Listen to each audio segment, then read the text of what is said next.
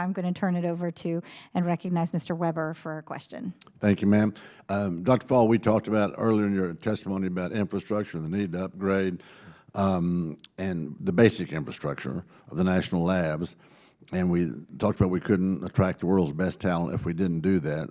One of the questions I didn't get to ask was, have you seen that state of our national labs, the basic infrastructure state needing repair? Has that been an impact? Have you noticed, seen, heard?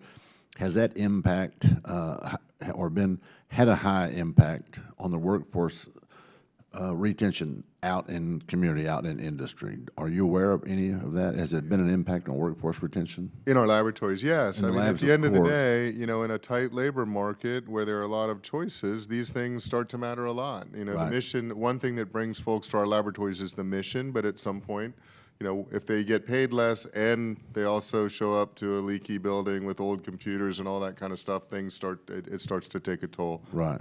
Yes, sir. It's important to provide modern, effective workplaces to technical people. So that's obviously impacted the labs.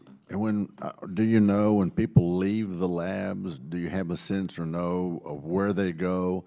And the quicker they come in and out, has it impact the workforce? In other words, if we could retain them longer, get them trained up, and get them really solid, would that help industry? Do you have any sense of that Would at it all? help industry? Yeah. Industry side. I guess I'm not following your question exactly, but let me just take one step back and say my personal opinion is we've got these three legs of the stool. We've got industry, we've got academia, and we've got our national labs.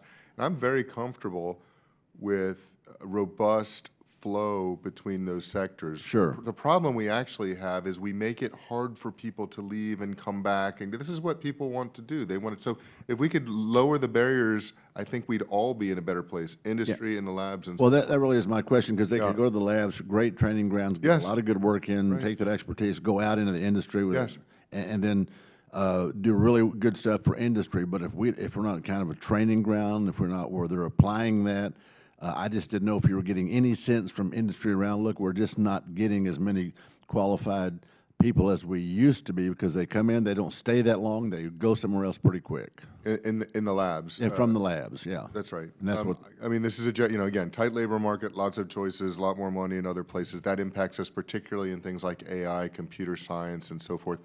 Hard to find too many places with particle colliders or synchrotrons. You know, if that's your thing in It's life, not on then every you're kinda- corner.